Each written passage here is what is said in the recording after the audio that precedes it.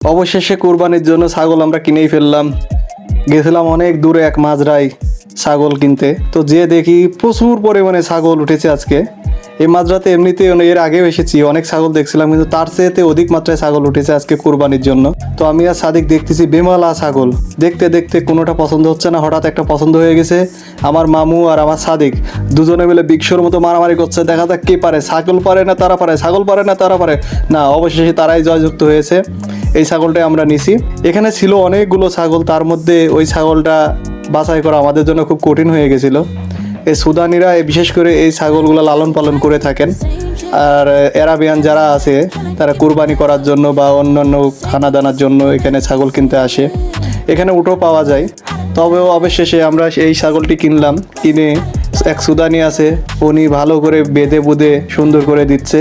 3-4 জন মিলে বাঁধলাম, বেঁধে এখন গাড়ির মধ্যে একে নিয়ে যাওয়ার পালা। অবশেষে আমরা বাসায় নিয়ে যাচ্ছি কুরবানির জন্য বাছাইকৃত ছাগল। সবাইকে জানাচ্ছি ঈদের শুভেচ্ছা। ঈদ সবার জীবনে কল্যাণ বয়ে আনুক। ঈদ মোবারক।